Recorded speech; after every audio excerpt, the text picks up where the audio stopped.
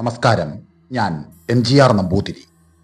എൻ്റെ കഥാപ്രേമികളായ നിങ്ങൾക്കെല്ലാവർക്കും എൻ്റെ ചാനലിലേക്ക് ഹാർദമായ സ്വാഗതം. കഴിഞ്ഞ ദിവസം നമ്മൾ പറഞ്ഞു നിർത്തിയത് കൊച്ചി സാമ്രാജ്യത്തിൻ്റെ ധീരചക്രവർത്തിയായിരുന്ന, ശക്തനിൽ ശക്തനായിരുന്ന ശ്രീമാൻ ശക്തൻ തമ്പുരാൻ തിരുമനസ്സിൻ്റെ ചരിത്രകഥയുടെ ആദ്യ ഭാഗമായിരുന്നു. അത് എൻ്റെ കഥാപ്രേമികൾക്ക് ഇഷ്ടമായി എന്ന വിശ്വാസത്തോടെ ആ ധീരനായ ചക്രവർത്തിയുടെ കഥയുടെ അടുത്ത ഭാഗത്തിലേക്ക് എൻ്റെ കഥാപ്രേമികളെ ഞാൻ ഒരിക്കൽ കൂടി കൂട്ടിക്കൊണ്ടു പോകുകയാണ്. നമ്മൾ കഴിഞ്ഞ ദിവസം പറഞ്ഞു നിർത്തിയത് തൃശൂർ വടക്കുംനാഥ ക്ഷേത്രത്തിൽ പതിവായി ക്ഷേത്രദർശനം നടത്തിക്കൊണ്ടിരുന്ന തരുണീമണിയായ ഒരു സ്ത്രീക്ക് ശക്തൻ തമ്പുരാന്റെ വലം കൈയായ ഒരു തണ്ടാനിൽ നിന്നും നേരിടേണ്ടി വന്ന ചില വൈഷമ്യത്തെക്കുറിച്ച് ആയിരുന്നു. ക്ഷേത്രദർശനം കഴിഞ്ഞ് മടങ്ങി വരുമ്പോൾ തന്നെ ഇഷ്ടമാണോ അല്ലയോ എന്നുള്ളതിനെക്കുറിച്ച് ഒരു വ്യക്തമായ അഭിപ്രായം പറയണം എന്നായിരുന്നു തണ്ടാൻ ആ സ്ത്രീയോട് പറഞ്ഞിരുന്നത്.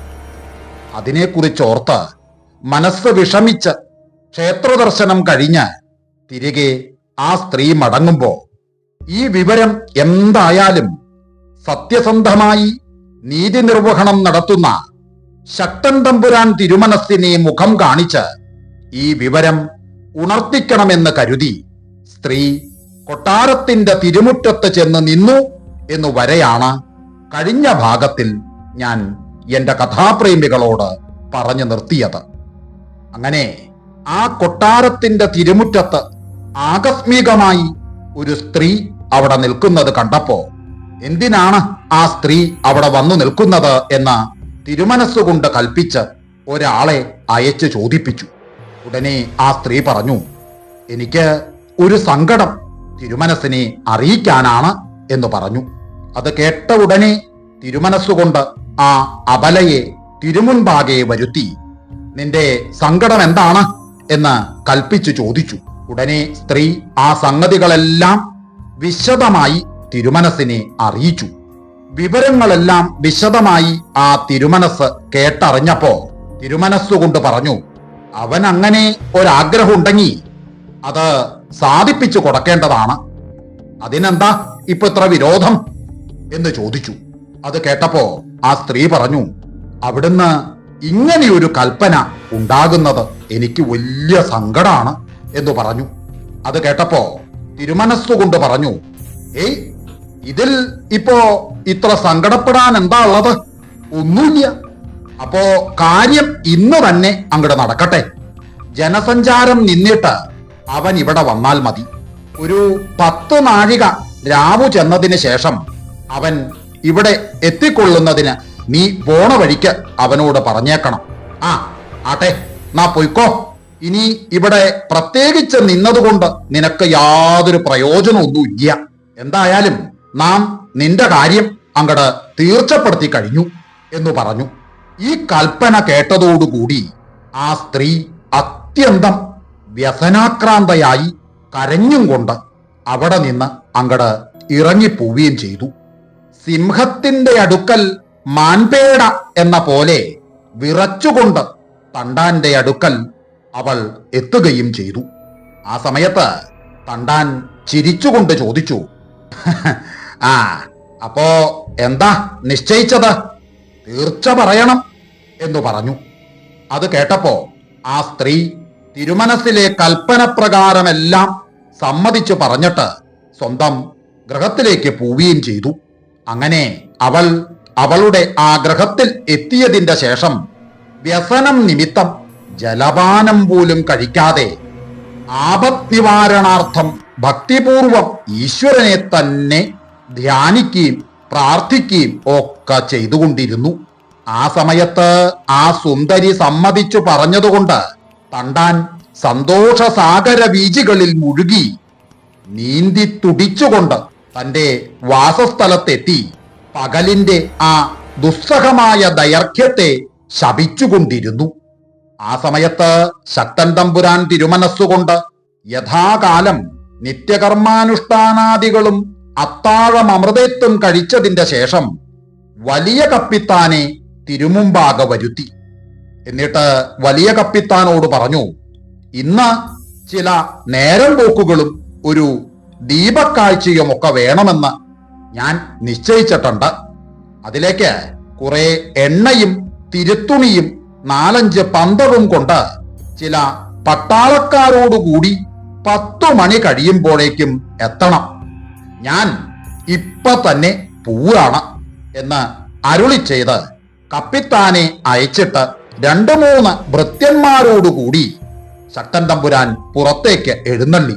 അങ്ങനെ ആ സ്ത്രീയുടെ വീട്ടിനടുക്കലെത്തി ഒരു ഗൂഢമായ സ്ഥലത്ത് ഭീമസേനൻ കീചകന്റെ വരവിനെ കാത്ത് നൃത്താകാരത്തിലെന്ന പോലെ തണ്ടാന്റെ ആ ആഗമനത്തെ പ്രതീക്ഷിച്ചുകൊണ്ട് ശക്തൻ തമ്പുരാൻ അങ്ങനെ ഇരുന്നു. അങ്ങനെ കുറച്ചു നേരം കഴിഞ്ഞപ്പോഴേക്കും തണ്ടാൻ അത്തർ, കളഭം, കസ്തൂരി, പനിനീര് മുതലായ സുഗന്ധവർഗങ്ങളാലും സുരഭില കുസുമങ്ങളാലും വിശേഷപ്പെട്ട വസ്ത്രങ്ങളാലും മറ്റും അലങ്കൃത ശരീരനായി തന്നാൽ ആഗ്രഹിക്കപ്പെട്ട യുവതിയാലും ചേതോവഞ്ചകനായ പഞ്ചബാണനാലും അധർമ്മിഷ്ട മർമ്മഭേദിയായ ധർമ്മരാജാവിനാലും നിർദ്ദിഷ്ടമായ സങ്കേത സ്ഥലത്തേക്ക് ഈശ്വരവിധിയാൽ നയിക്കപ്പെട്ടു. അങ്ങനെ തണ്ടാൻ ആ സ്ത്രീയുടെ വീടിന്റെ പടിക്കകത്തേക്ക് കടന്നപ്പോ ആസന്ന മരണന്റെ പിന്നാലെ അന്തകൻ എന്ന പോലെ തിരുമനസ്സുകൊണ്ട് ഗൂഢമായി കടന്നു. തണ്ടാൻ ഇതൊന്നും അറിയാതെ വീടിനകത്തേക്ക് കടക്കാനായി ഭാവിച്ചപ്പോ തിരുമനസ്സുകൊണ്ട് പെട്ടെന്ന് ചാടി വീണ് അവനെ കടന്നു പിടിച്ച് അവന്റെ കുടുമയ്ക്ക് ചുറ്റിപ്പിടിച്ച് അങ്ങോട്ടല്ല ഇങ്ങോട്ട് എന്ന് അരുളി ചെയ്തുകൊണ്ട് പിന്നാക്കം ഒരു വലി വലിക്കുകയും ചെയ്തു. അതോടുകൂടി തണ്ടാൻ ഭയന്ന് വിറച്ച് നിലത്ത് പതിക്കുകയും ചെയ്തു. ആ സമയത്ത് തിരുമനസ്സുകൊണ്ട് തണ്ടാനെ അവിടെയിട്ട് അമർത്തി പിടിച്ചുകൊണ്ട്, ആരെവിടെ, സാമാനങ്ങളൊക്കെ കൊണ്ടുവരട്ടെ, പന്തം കൊളുത്തട്ടെ, ഇവന്റെ ദേഹം മുഴുവനും തിരുത്തുണി ചുറ്റട്ടെ, എണ്ണ ഒഴിച്ച് ഇവനെ നനയ്ക്കട്ടെ, തീ കൊളുത്തട്ടെ, ഇവന്റെ ആർത്തനാദം പുറത്തു കേൾക്കാതെ ഇരിക്കത്തക്കവണ്ണം ഭേരി കെട്ടി ഘോഷിക്കട്ടെ എന്നിങ്ങനെ അരുളി ചെയ്ത ആ ക്ഷണത്തിൽ സകല സാധനങ്ങളും കൊണ്ട് വലിയ കപ്പിത്താൻ മുതലായവർ അവിടെ എത്തുകയും കൽപ്പന പോലെയെല്ലാം നടത്തുകയും തണ്ടാന്റെ ആ ശരീരം മാത്രനേരം കൊണ്ട് ഭസ്മാവശേഷമായി തീരുകയും ചെയ്തു. അതിനുശേഷം തിരുമനസ്സുകൊണ്ട് അപ്പോ തന്നെ കോവിലകത്തേക്ക് എഴുന്നള്ളുകയും കപ്പിത്താൻ മുതലായവരും അവരവരുടെ വാസസ്ഥലങ്ങളിലേക്ക് മടങ്ങിപ്പോവുകയും ചെയ്തു.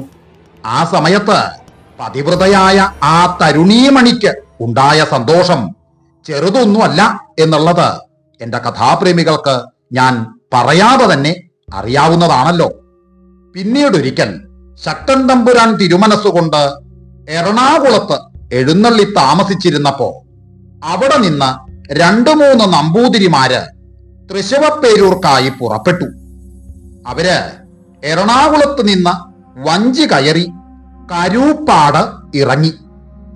അവര് അവിടെ എത്തിയപ്പോ ഏകദേശം 2 നാഴിക പകലുണ്ടായിരുന്നു. അതുകൊണ്ട് അത്താഴത്തിന് വെള്ളാങ്ങല്ലൂരോ മറ്റോ വല്ലയിടത്തും എത്താമെന്ന് വിചാരിച്ച് അവർ അവിടെ നിന്ന് കാൽനടയായി പുറപ്പെട്ടു.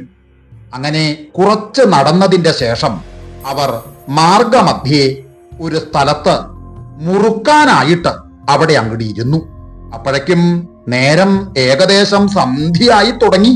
അവര് വെറ്റിലയൊക്കെ വച്ച് വിസ്തരിച്ച് ഒന്ന് മുറുക്കിയൊക്കെ കഴിഞ്ഞ് അവിടെ നിന്ന് പുറപ്പെടാനായി അങ്ങോട്ട് ഭാവിച്ചപ്പോ 2 നികൃഷ്ടരായ കള്ളന്മാര് അവിടെ എത്തി.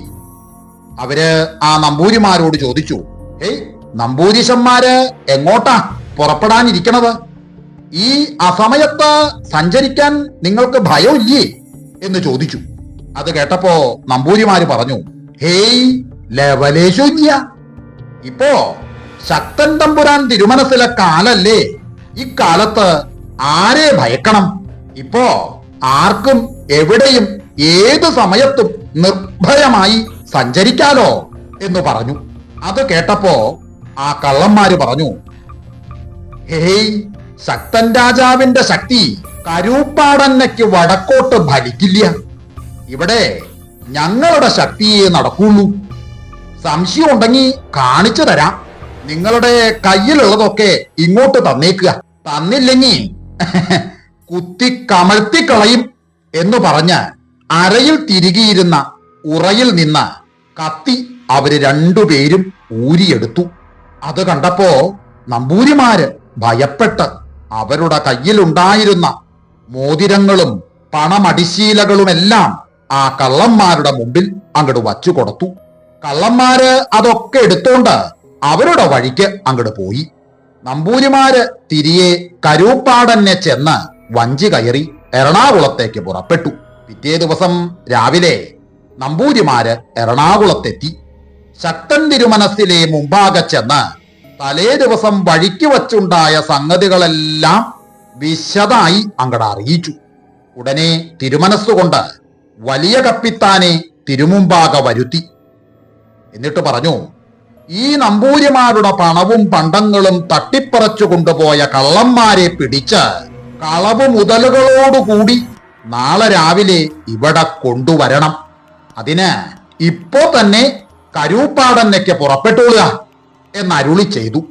ആ കൽപ്പന കേട്ട മാത്രയിൽ തന്നെ വലിയ കപ്പിത്താൻ അവിടെ നിന്ന് പുറപ്പെട്ടു. അന്നു തന്നെ കരൂപ്പാടന്നെ എത്തി. അങ്ങനെ കൗശലത്തിൽ അന്വേഷിച്ചറിഞ്ഞ് ആ കള്ളന്മാരെ പിടികൂടി അവരുടെ കൈക്ക് വിലങ്ങ് വയ്ക്കുകയും കളവ് മുതലുകളെല്ലാം എടുപ്പിച്ചുകൊണ്ട് പിറ്റേ ദിവസം രാവിലെ അവരെ തിരുമുമ്പാകെ കൊണ്ടു ചെല്ലുകയും ചെയ്തു. ഉടനെ ശക്തൻ തമ്പുരാൻ തിരുമനസ്സുകൊണ്ട് ആ നമ്പൂരിമാരെ തിരുമുമ്പാകെ വരുത്തി. എന്നിട്ട് ആ കള്ളന്മാരെയും കളവ് മുതലുകളും കാണിച്ചിട്ട് ശക്തൻ തമ്പുരാൻ ചോദിച്ചു, ആ കള്ളന്മാര് ഇവര് തന്നെയാണോ? നിങ്ങളുടെ മോതിരങ്ങളും പണമടിശീലകളും ഇത് തന്നെയാണോ എന്ന് കൽപ്പിച്ചു ചോദിച്ചു. അത് കേട്ട് നമ്പൂരിമാര് സൂക്ഷിച്ചൊന്ന് നോക്കിയിട്ട് തമ്പുരാനോട് പറഞ്ഞു, അതെ അതെ, ആ കള്ളന്മാര് ഇവര് തന്നെയാ, ഒരു സംശയമില്ല. എന്ന് മാത്രല്ല, ആ മോതിരങ്ങളും മടിശീലകളും അത് ഞങ്ങളുടെ തന്നെയാ, അതിലും ഒരു സംശയമില്ല എന്ന് പറഞ്ഞു. ഉടനെ തിരുമനസ്സുകൊണ്ട് ആ മോതിരങ്ങളും പണമടിശീലകളും നമ്പൂരിമാർക്ക് കൊടുത്ത് അവരെ സന്തോഷിപ്പിക്കുകയും അതുപോലെ തന്നെ ഇനി എപ്പോൾ വേണമെങ്കിലും ഇവിടെ എവിടെ വേണമെങ്കിലും നിങ്ങൾക്ക് സഞ്ചരിക്കാം, ലേശം പോലും ഭയപ്പെടണ്ട എന്നരുളി ചെയ്ത് അവരെ അയക്കുകയും ആ കള്ളന്മാരെ മനക്കൽ തന്നെ കൊണ്ടുപോകുന്നതിന് വലിയ കപ്പിത്താന് കൽപ്പന കൊടുക്കുകയും ചെയ്തു. വലിയ കപ്പിത്താൻ ഉടനെ തന്നെ ആ കള്ളന്മാരെ വഞ്ചികളിൽ കയറ്റിക്കൊണ്ടുപോയി കപ്പൽ ചാലിൽ കെട്ടിത്താഴ്ത്തുകയും ചെയ്തു. ശക്തൻ വലിയ തമ്പുരാൻ തിരുമനസ്സിലെ കൂടെ താമസിച്ചിരുന്നവരിൽ അവിടത്തെ പ്രീതിക്ക് പ്രത്യേകം പാത്രീഭവിച്ചിരുന്നത് കോട്ടപ്പുറത്ത് കുഞ്ഞൻ തിരുമുൽപ്പാടെന്നും മാളിയേക്കൽ വലിയ യജമാനൻ എന്നും രണ്ടു പേരായിരുന്നു. വലിയ യജമാനന് ആഭിജാത്യം സ്വൽപ്പം കുറവായതുകൊണ്ട് ഉയർന്ന തരം നായന്മാരാരും അദ്ദേഹത്തിന്റെ ഗൃഹത്തിൽ പോയി ഭക്ഷണം കഴിക്കുകയും മറ്റും പതിവില്ലായിരുന്നു. അത് നിമിത്തം യജമാനന് വളരെ കുണ്ഠിതമായിരുന്നു. ആ വിവരം തിരുമനസ്സുകൊണ്ട് അറിയുകയും ചെയ്തിരുന്നു. അങ്ങനെ ഇരിക്കുന്ന കാലത്ത് യജമാനന്റെ വീട്ടിൽ ഒരു താലികെട്ട് കല്യാണമുണ്ടായി. ആ അടിയന്തരത്തിന് ആ ദേശത്തുള്ള സകല നായന്മാരും അവരുടെ സ്ത്രീകളും യജമാനന്റെ വീട്ടിൽ ചെന്ന് അടിയന്തരം വേണ്ടതുപോലെ നടത്തി കൊടുക്കണമെന്ന് കൽപ്പനയുണ്ടാവുകയും ആ കൽപ്പന പ്രകാരം എല്ലാവരും പോവുകയും മുഹൂർത്ത സമയമായപ്പോ തിരുമനസ്സുകൊണ്ട് അവിടെ എഴുന്നള്ളുകയും ചെയ്തു. താലികെട്ട് കഴിഞ്ഞയുടനെ സദ്യയ്ക്ക് ഇല വയ്ക്കാൻ കൽപ്പനയായി. അങ്ങനെ ഇല വച്ച് സകല വിഭവങ്ങളും വിളമ്പിക്കഴിഞ്ഞപ്പോ സ്ത്രീകളും പുരുഷന്മാരും എല്ലാവരും ഭക്ഷണത്തിനിരിക്കാൻ അങ്ങട് കൽപ്പിച്ചു. അങ്ങനെ എല്ലാവരും ഇരുന്നയുടനെ തിരുമനസ്സുകൊണ്ട് തന്നെ 2-3 ഇലയ്ക്ക് ചോറ് വിളമ്പുകയും ശേഷം എല്ലാ ഇലകളിലും യജമാനനെ കൊണ്ട് ചോറ് വിളമ്പിക്കുകയും ചെയ്തു. എന്നാലും അങ്ങട് ഉണ്ടു തുടങ്ങാൻ ഇത്തിരി വിഷമമുണ്ടായിരുന്നേ. അങ്ങനെ എല്ലാവരും ഉണ്ണണോ എന്ന് സംശയിച്ചിരുന്നു. അത് കണ്ടപ്പോ ശക്തൻ തമ്പുരാൻ തിരുമനസ്സുകൊണ്ട് പറഞ്ഞു, ഒട്ടും സംശയിക്കണ്ട, എല്ലാവർക്കും ഊണ് കഴിക്കാം. മാളിയേക്കൻ ഇന്നു മുതല് നല്ല നായരായിരിക്കണു എന്ന് അരുളി ചെയ്തിട്ട് വാളും ഊന്നിപ്പിടിച്ചുകൊണ്ട് അവിടെ തന്നെ എഴുന്നള്ളി നിന്നു. എന്താ പറയുക, തിരുമനസ്സിലെ കുറിച്ചുള്ള ഭയം നിമിത്തം സ്ത്രീകളും പുരുഷന്മാരും ആബാലവൃദ്ധം എല്ലാവരും ഭക്ഷണം ഭേഷായിട്ട് അങ്ങോട്ട് കഴിച്ചു. അതിനുശേഷം നല്ല നായന്മാരായിട്ടുള്ള 4 വീട്ടുകാരെ മാളിയേക്കൽ യജമാനന്റെ ഇണങ്ങരാക്കി കൽപ്പിക്കുകയും ഇന്നു മുതൽ നായന്മാരെല്ലാവരും മാളിയേക്കനെ നല്ല നായരായി ഗണിച്ചു കൊള്ളണം എന്ന് അരുളി ചെയ്യുകയും ചെയ്തിട്ട് തിരുമനസ്സുകൊണ്ട് കോവിലകത്തേക്ക് എഴുന്നള്ളി. അങ്ങനെ ആ കൽപ്പന പോലെ തന്നെ ഇന്നും നടന്നു വരുന്നു. വലിയ യജമാനന് ആ യജമാന സ്ഥാനം ശക്തൻ തമ്പുരാൻ തിരുമനസ്സുകൊണ്ട് കൽപ്പിച്ചു കൊടുത്തതാണെന്നുള്ളത് വിശേഷിച്ച് എന്റെ കഥാപ്രേമികളോട് പറയണമെന്നില്ലല്ലോ. അതുകൂടാതെ അദ്ദേഹത്തിന് നെടിയ കുട, ചങ്ങലവട്ടക മുതലായ പദവികളും തറവാട്ടേക്ക് മേനവ സ്ഥാനവും കൂടി കൽപ്പിച്ചു കൊടുത്തു. മാളിയേക്കൽ വലിയ യജമാനന്റെ വീട് തൃപ്പൂണിത്തറയ്ക്ക് സമീപം യരവൂര് എന്ന ദേശത്താണ്. മാളിയേക്കൽ വലിയ യജമാനന്റെ പേരിൽ ശക്തൻ തിരുമനസ്സിലേക്ക് വളരെ കരുണയും വാത്സല്യവും ഉണ്ടായിരുന്നുവെങ്കിലും അവിടുന്ന് യജമാനന് അധീനനായിരുന്നുവെന്ന് ആരും വിചാരിച്ചു പോകരുത്. തിരുമനസ്സിലെ ഇഷ്ടം പോലെ അല്ലാതെ യജമാനന്റെ ഇഷ്ടം പോലെ അവിടുന്ന് ഒരു കാര്യവും കൽപ്പിച്ചു ചെയ്തിരുന്നില്ല. പിന്നീടൊരിക്കല് ധനവാനായ ഒരു ഈഴവൻ നിസ്സാരമായ ഒരു കുറ്റം, അതായത് ഒരു നമ്പൂരിയെ തീണ്ടുകയോ മറ്റോ ചെയ്തതിന് അവനെ പിടിച്ച് തടവിൽ വയ്ക്കുവാൻ തിരുമനസ്സുകൊണ്ട് കൽപ്പന കൊടുത്തു. അങ്ങനെ ആ ഈഴവനെ കൽപ്പനപ്രകാരം പിടിച്ച് തടവിൽ വച്ച ഉടനെ അവന്റെ ബന്ധുക്കൾ ചെന്ന് കുറെ പണം കാഴ്ചവച്ച് വലിയ യജമാനനെ കൊണ്ട് സങ്കടം പറയിപ്പിക്കുകയും ഏത് വിധവും അവനെ തടവിൽ നിന്ന് വിടിവിച്ച് കൊടുക്കണമെന്ന് പ്രത്യേകം അപേക്ഷിക്കുകയും ചെയ്തു.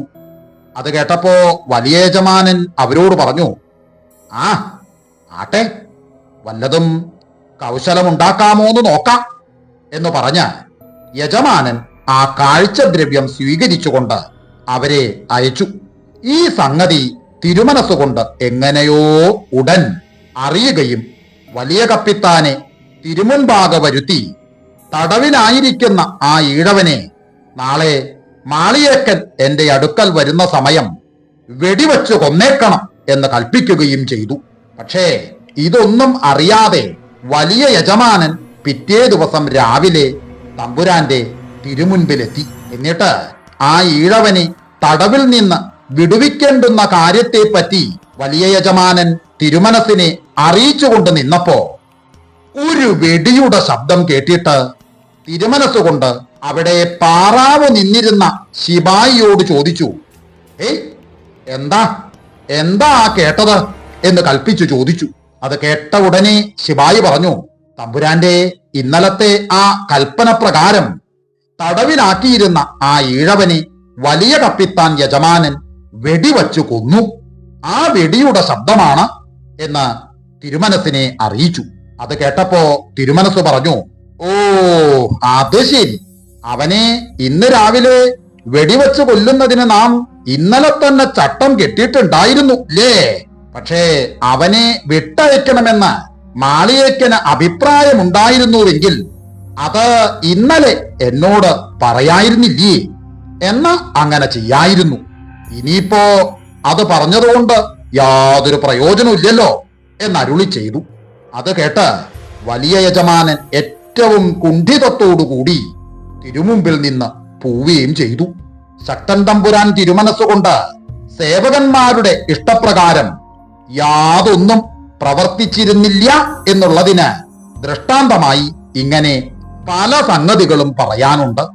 പക്ഷേ അതൊക്കെ വിസ്തരിക്കാന്ന് വെച്ചാ നമ്മുടെ കഥയുടെ ആ കഥാദൈർഘ്യം അങ്ങോട്ട് കൂടിപ്പോ. അത് എന്റെ കഥാപ്രേമികൾക്ക് ഒരു അരോചകമായി പോയി തോന്നിയാലോ. അതുകൊണ്ട് അത്ര അങ്ങോട്ട് വിസ്തരിക്കണില്ല. നമ്മുടെ ശക്തൻ തമ്പുരാൻ തിരുമനസിലേക്ക് ചിറ്റമ്മയുടെ പുത്രന്മാരായിട്ടുണ്ടായിരുന്ന സഹോദരന്മാര് രണ്ടുപേരും, അതായത് ഇളയ തമ്പുരാനും വീരകേരള മൂന്നാം കൂർ തമ്പുരാനും, അവര് രണ്ടുപേരും ശാസ്ത്രജ്ഞന്മാരായിരുന്നു. അവർക്ക് വേദാന്ത ശാസ്ത്രം കൂടി ഗ്രഹിച്ചാൽ കൊള്ളാമെന്ന് ഒരാഗ്രഹം ജനിച്ചതുകൊണ്ട് അത് പഠിപ്പിക്കുന്നതിന് വേദാന്തികളായ പല മലയാള ബ്രാഹ്മണരോടും ആവശ്യപ്പെട്ടു. പക്ഷേ വേദാന്തം അത് ക്ഷത്രിയർക്ക് അർഹമായിട്ടുള്ളതല്ല എന്ന് പറഞ്ഞതല്ലാതെ ആരും പഠിപ്പിച്ചില്ല. അതുകൊണ്ട് ആ തമ്പുരാക്കന്മാർ തൃശവപ്പേരൂർ എഴുന്നള്ളി താമസിച്ചുകൊണ്ട് തുളു എംബ്രാന്മാരുടെ സ്വാമിയാരായ ഒരു വേദാന്തിയെ അവിടെ വരുത്തി താമസിപ്പിക്കുകയും അദ്ദേഹത്തിന്റെ അടുക്കല് വേദാന്ത ശാസ്ത്രം പഠിച്ചു തുടങ്ങി അതോടുകൂടി വിഷ്ണുമുദ്ര ധരിക്കുകയും വിഗ്രഹാരാധന മുതലായ ചില കർമ്മങ്ങൾ ആചരിച്ചു തുടങ്ങുകയും ചെയ്തു. എന്ന് മാത്രല്ല, ആ തമ്പുരാക്കന്മാർക്ക് ക്രമേണ വിഷ്ണുമതത്തിൽ പ്രതിപത്തി വർദ്ധിച്ചു വരികയും തുളു എംബ്രാന്മാരുടെ ആചാര നടപടികളെ അവർ മിക്കവാറും സ്വീകരിക്കുകയും ചെയ്തു. ഇത്രയുമൊക്കെ ആയതിനു ശേഷം ആ തമ്പുരാക്കന്മാരെ പഠിപ്പിക്കുന്നതിന് തന്റെ ശിഷ്യന്മാരിൽ ഒരാളെ തൃശവപ്പേരൂർ താമസിപ്പിച്ചിട്ട് ആ സ്വാമിയാര് സ്വദേശത്തേക്ക് പോയി. അക്കാലത്ത് ശക്തൻ തമ്പുരാൻ തിരുമനസ്സുകൊണ്ട് എഴുന്നള്ളി താമസിച്ചിരുന്നത് തൃപ്പൂണിത്തുറയായിരുന്നു. അങ്ങനെ ഏതാനും ദിവസങ്ങൾ കഴിഞ്ഞപ്പോ തന്റെ സഹോദരന്മാര് വേദശാസ്ത്രം പഠിച്ചു തുടങ്ങുകയും വിഷ്ണുമുദ്ര ധരിക്കുകയും വിഗ്രഹാരാധന മുതലായ ചില കർമ്മങ്ങൾ ആചരിച്ചു തുടങ്ങുകയും തുളു എംബ്രാന്മാരുടെ ആചാര നടപടികളെ മിക്കവാറും സ്വീകരിക്കുകയും ചെയ്തിരിക്കുന്നതായി അവിടേക്ക് അറിവ് കിട്ടി. ആ സഹോദരന്മാരുടെ പ്രവൃത്തികൾ തിരുമനസിലേക്ക് ഒട്ടും അങ്ങോട്ട് രസിച്ചില്ല. എങ്കിലും താൻ അവർക്ക് വിരോധമായി വല്ലതും പ്രവർത്തിച്ച അത് ചിറ്റമ്മയ്ക്ക് മനസ്താപമുണ്ടായെങ്കിലോ എന്ന് വിചാരിച്ച് തൽക്കാലം അവിടുന്ന് ഒന്നും ചെയ്തില്ല. അങ്ങനെ ഇരിക്കുന്ന കാലത്ത് ഇളയ തമ്പുരാനും വീരകേരള തമ്പുരാനും കൂടി തങ്ങൾക്ക് ചെലവിന് വച്ചിരിക്കുന്ന സംഖ്യ ഒട്ടും മതിയാകുന്നില്ലെന്നും അതിനാൽ കുറച്ചുകൂടി തരണമെന്നും ശക്തൻ വലിയ തമ്പുരാൻ തിരുമനസിലെ അടുക്കലേക്ക് ഒരു അപേക്ഷ അയച്ചു. ആ അപേക്ഷ കണ്ടപ്പോ ശക്തൻ തമ്പുരാൻ തിരുമനസ്സുകൊണ്ട് പറഞ്ഞു, ക്രമപ്രകാരമുള്ള ചെലവിന് ഇപ്പോൾ നിശ്ചയിച്ചിരിക്കുന്ന സംഖ്യ കൊണ്ട് മതിയാവും. എന്നാൽ സ്വീകീയ ആചാര വിരുദ്ധങ്ങളായ നടപടികൾക്കായി കൂടുതൽ സംഖ്യ അനുവദിക്കുന്നതല്ല എന്ന് മറുപടിയും കൊടുത്തു. ഈ മറുപടി ആ അനുജൻ തമ്പുരാക്കന്മാർക്ക് ഒട്ടും രസിച്ചില്ല എന്ന് മാത്രല്ല, അന്ന് മുതൽ അവർക്ക് ശക്തൻ തിരുമനസിലെ പേരിൽ വൈരാഗ്യം വർദ്ധിച്ചു വരികയും ചെയ്തു. അതിനാൽ ആ തമ്പുരാക്കന്മാർ ശക്തൻ തിരുമനസിലെ നടപടി ദോഷങ്ങളെ സവിസ്തരം വിവരിച്ച് ഒരെഴുത്തെഴുതി അക്കാലത്ത് ഇംഗ്ലീഷുകാരുടെ പ്രതിനിധിയായി, അതായത് റെസിഡന്റായി അന്ന് വന്ന് താമസിച്ചിരുന്ന മെക്കാളി സായിപ്പിന്റെ പേർക്ക് അയച്ചു. സായിപ്പ് ആ എഴുത്ത് ശക്തൻ തിരുമനസ്സുകൊണ്ട് കാണുന്നതിനായി അവിടേക്ക് അയച്ചു കൊടുത്തു. ആ എഴുത്ത് കണ്ടപ്പോ ശക്തൻ തിരുമനസ്സിലേക്കുണ്ടായ കോപം അതിദുസ്സഹായിരുന്നു എന്നുള്ളത് എന്റെ കഥാപ്രേമികളോട് പ്രത്യേകിച്ച് പറയണമെന്നില്ലല്ലോ.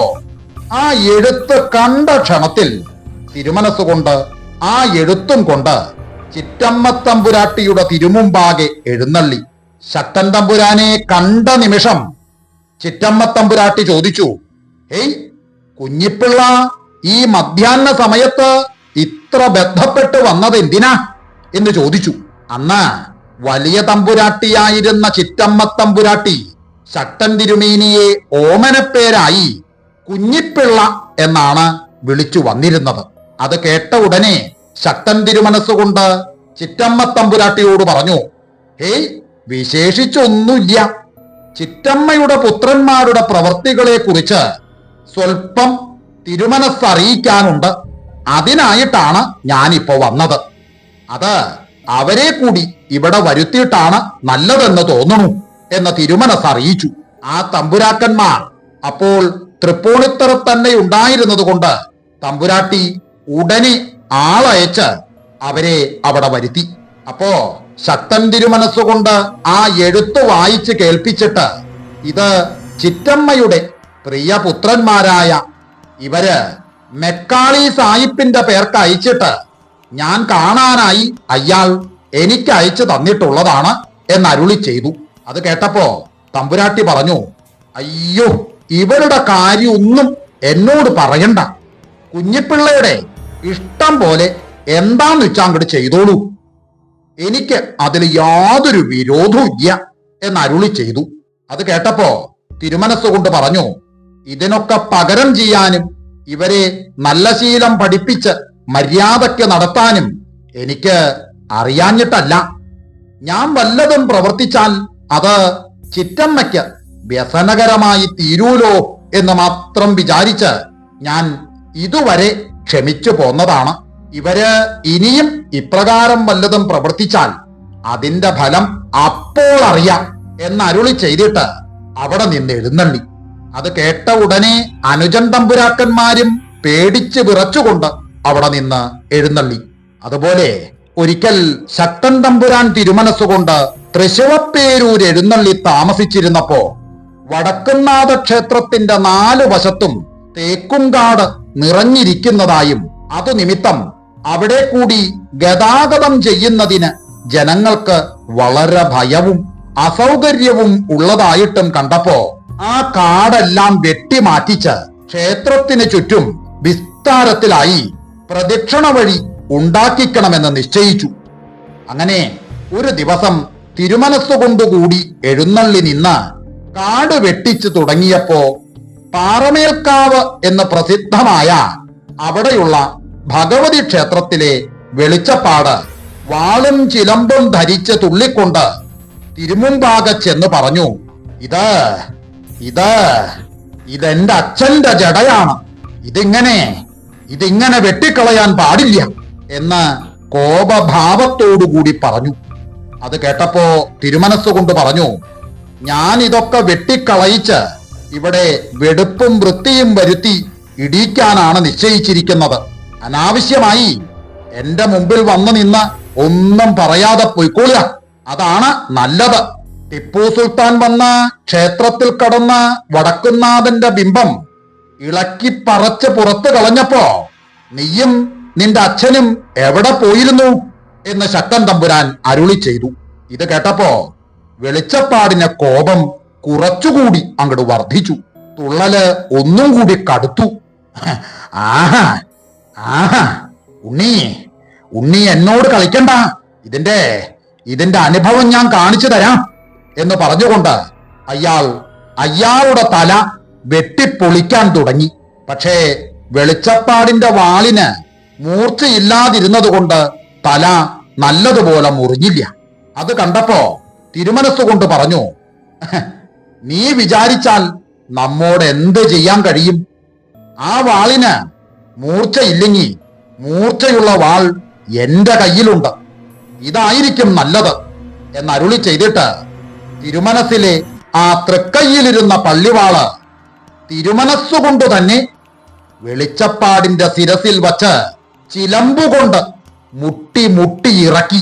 ആ വാള് നല്ലതുപോലെ മൂർച്ചയുള്ളതായതുകൊണ്ട് വെളിച്ചപ്പാടിന്റെ ശരീരം ക്ഷണത്തിൽ 2ആയി പിളർന്ന് നിലത്തു പതിച്ചു. അതിന്റെ ശേഷം തിരുമനസ്സുകൊണ്ട് അവിടെയുണ്ടായിരുന്ന കാടുകളെല്ലാം വെട്ടിക്കളയിച്ച് വെടുപ്പാക്കിപ്പിച്ച് ക്ഷേത്രത്തിന് ചുറ്റും പ്രദക്ഷിണ വഴി ഉണ്ടാക്കിച്ചു. അതിനുശേഷം അവിടെ ജനങ്ങൾക്ക് ഗതാഗത സൗകര്യവും നിർഭയതയും സിദ്ധിച്ചു. അങ്ങനെ ചുമ്മുക്കുട്ടിയമ്മ നെയ്ത്തിയാരമ്മയ്ക്ക് അക്കാലം വരെ അവർ പ്രസവിച്ച് സന്തതിയുണ്ടാകാതെ ഇരുന്നതുകൊണ്ട് അത്യന്തം മനസ്താപത്തോടുകൂടി സന്താനലബ്ധി ഉണ്ടാകുന്നതിനായി വല്ലതും ചില സൽക്കർമ്മങ്ങൾ ചെയ്താൽ കൊള്ളാമായിരുന്നു എന്ന് അവർ തിരുമനസ്സിനെ അറിയിച്ചു. അതു കേട്ട് ശക്തൻ തമ്പുരാൻ തിരുമനസ്സുകൊണ്ട് അവരോട് പറഞ്ഞു, ഏയ് അതിനെന്താപ്പോത്ര വിരോധം, ചുമ്മുവിന്റെ ഇഷ്ടം പോലെയൊക്കെ ചെയ്യാലോ എന്നരുളി ചെയ്യുകയും അവരുടെ ഇഷ്ടപ്രകാരം പല വിധത്തിലുള്ള ദാനഹോമാദികളും സൽക്കർമ്മങ്ങളും ബ്രാഹ്മണർക്ക് പരക്കെ സദ്യയും പ്രതിഗ്രഹവുമെല്ലാം തൃശവപ്പേരൂര് വച്ച് തന്നെ നടത്തിക്കുകയും ചെയ്തു. ഇതെല്ലാം നടത്തിയതിന്റെ ശേഷം കുറച്ച് ദിവസം കഴിഞ്ഞിട്ട് ശക്തൻ തമ്പുരാൻ തിരുമനസ്സുകൊണ്ട് തൃപ്പൂണിത്തുറയ്ക്ക് എഴുന്നള്ളി. ഒരു ദിവസം അവിടുന്ന് ചിറ്റമ്മത്തമ്പുരാട്ടിയുടെ തിരുമുമ്പാകെ എഴുന്നള്ളിയ സമയം ചിറ്റമ്മത്തമ്പുരാട്ടി പറഞ്ഞു, ഏയ് കുഞ്ഞിപ്പിള്ള പാറമേൽക്കാവിലെ വെളിച്ചപ്പാടിനെ കൊന്നു എന്ന് കേട്ടൂലോ, അത് വലിയ കഷ്ടായി. ഭഗവതിയോട് ഇങ്ങനെയൊക്കെ ചെയ്യാമോ? ഇനി ഇത് നിമിത്തം എന്തെല്ലാം അനർത്ഥങ്ങളാണാവോ ഉണ്ടാവണത്. ഈശ്വരന്മാരോടും മറ്റും കളിക്കുന്നത് ഒട്ടും നന്നല്ല. അത് കുഞ്ഞിപ്പിള്ള ഒന്ന് ശ്രദ്ധിക്കണം എന്നരുളി ചെയ്തു. അതിന് മറുപടിയായി ശക്തൻ തിരുമനസ്സുകൊണ്ട് പറഞ്ഞു, അമ്മേ, ഞാൻ ഭഗവതിയോട് യാതൊന്നും ചെയ്തില്ല. ഞാൻ കൊന്നത് കോമരത്തെയാണ്. അവൻ അനാവശ്യമായി തുള്ളിക്കൊണ്ടുവന്ന് ചില അസംബന്ധങ്ങൾ പറയുകയും ചില ധാർഷ്ട്യങ്ങൾ കാണിക്കുകയും ചെയ്തു. അതുകൊണ്ടാണ് ഞാൻ അങ്ങനെ ചെയ്തത്. അതു നിമിത്തം ഭഗവതിക്ക് എന്നോടൊരു വിരോധവും തോന്നില്ല. ഇവിടെ ഒരനർത്ഥവും സംഭവിക്കുകയില്ല എന്ന് പറഞ്ഞു. അത് കേട്ടപ്പോ ചിറ്റമ്മത്തമ്പുരാട്ടി പറഞ്ഞു, ആ ആട്ടെ, ഇനി മേലാൽ ഇങ്ങനെയുള്ള സാഹസമൊന്നും എന്റെ മോൻ പ്രവർത്തിക്കരുത്. ഇതിന്റെയൊക്കെ ഫലം എന്നെങ്കിലും ഒരിക്കൽ അനുഭവിക്കേണ്ടതായി വരും എന്ന് പറഞ്ഞു. അത് കേട്ടപ്പോ ശക്തൻ തിരുമനസ്സുകൊണ്ട് പറഞ്ഞു, ഈശ്വര വിരോധം വരത്തക്കവണ്ണം ഞാൻ ഒരിക്കലും യാതൊന്നും പ്രവർത്തിക്കില്ല. ഇതുവരെ പ്രവർത്തിച്ചിട്ടില്ല. ക്ഷേത്രത്തിൽ ചുറ്റുമുണ്ടായിരുന്ന കാട് കളയിച്ച് പ്രദക്ഷിണ വഴി ഉണ്ടാക്കിച്ചതുകൊണ്ട് ഈശ്വരപ്രസാദമല്ലാതെ ഈശ്വര വിരോധം ഒരിക്കലും ഉണ്ടാവാനിടയില്ലല്ലോ എന്ന് ചോദിച്ചു. അത് കേട്ടപ്പോ ചിറ്റമ്മത്തമ്പുരാട്ടി പറഞ്ഞു, ചുമ്മൂന് സന്തതിയുണ്ടാകാനായിട്ട് കുഞ്ഞിപ്പിള്ള വളരെ സൽക്കർമ്മങ്ങൾ ചെയ്യിച്ചു എന്ന് കേട്ടൂലോ. ഇവിടെ നമുക്കും സന്തതി ചുരുക്കായിട്ടല്ലേ ഇരിക്കണത്. പക്ഷേ അതിനായിട്ടൊന്നും ചെയ്യിച്ചിട്ടില്ലല്ലോ. ഇതിനൊന്നും ചെയ്യാതെ മറ്റേത് നടത്തിച്ചത് അത്ര നന്നായില്ല. നമ്മുടെ കാര്യം കഴിഞ്ഞിട്ടല്ലേ മറ്റെല്ലാം വേണ്ടത് എന്ന് ചോദിച്ചു. അത് കേട്ടപ്പോ ശക്തൻ തിരുമനസ്സുകൊണ്ട് പറഞ്ഞു, ചിറ്റമ്മ ഇങ്ങനെ അന്യഥാ ശങ്കിക്കരുത്. ആ സൽക്കർമ്മങ്ങളെല്ലാം ഞാൻ ചെയ്യിച്ചത് നമുക്ക് വേണ്ടി തന്നെയാ. പക്ഷേ ചുമ്മുവിന് സന്തതിയുണ്ടാകാനായിട്ടാണെന്നാണ് ചുമ്മുവും ജനങ്ങളും വിചാരിച്ചിരിക്കണത്. അതുകൊണ്ട് ഇപ്പൊ നമുക്കെന്താ? നമ്മുടെ മുതൽ ചെലവ് ചെയ്ത് ചെയ്യിക്കുന്ന സൽക്കർമ്മങ്ങളുടെ ഫലം അന്യന്മാർക്ക് അനുഭവിക്കാൻ കഴിയുമോ? പൊരുൾ പോകുന്നിടത്ത് പുണ്യം എന്നല്ലേ അഭിജ്ഞവചനം. വൃക്ഷത്തിന്റെ ചുവട്ടിൽ നനച്ചാൽ ഫലമുണ്ടാകുന്നത് മുകളിലല്ലേ? അതുപോലെ തന്നെ ചുമ്മുവിന് വേണ്ടി എന്ന് പറഞ്ഞ് ചെയ്യിച്ച സൽക്കർമ്മങ്ങളുടെ ഫലമുണ്ടാകുന്നത് ഇവിടെ തന്നെ ആയിരിക്കും. ഇങ്ങനെയൊക്കെ തമ്പുരാൻ അരുളി ചെയ്ത് ചിറ്റമ്മ തമ്പുരാട്ടിയെ സമ്മതിപ്പിക്കുകയും സന്തോഷിപ്പിക്കുകയും ചെയ്തിട്ട് തിരുമുമ്പിൽ നിന്ന് എഴുന്നള്ളുകയും ചെയ്തു. എന്നിട്ട് എന്താണ്ടായേ? ശക്തനിൽ ശക്തനായ, ധീരനിൽ ധീരനായ ആ ശക്തൻ തമ്പുരാൻ തിരുമനസ്സവർകളുടെ കഥ ഈ ഭാഗത്തിലും തീരണമട്ടില്ല. അതുകൊണ്ട് തന്നെ അടുത്ത ദിവസം ഈ കഥയുടെ ബാക്കി ഭാഗം ഞാൻ എന്റെ കഥാപ്രേമികളുടെ മുന്നിൽ അവതരിപ്പിക്കുന്നതായിരിക്കും. ഈ കഥയുടെ രണ്ടാം ഭാഗം എന്റെ കഥാപ്രേമികൾക്ക് ഇഷ്ടമായി എങ്കിൽ തീർച്ചയായും നിങ്ങൾ ലൈക്ക്, ഷെയർ, സബ്സ്ക്രൈബ് എല്ലാം ചെയ്യുമെന്ന ഉറച്ച ഒരു വിശ്വാസത്തോടെ തൽക്കാലം നിർത്തുന്നു. എല്ലാവർക്കും ഒരിക്കൽ കൂടി എന്റെ നന്ദി, നമസ്കാരം.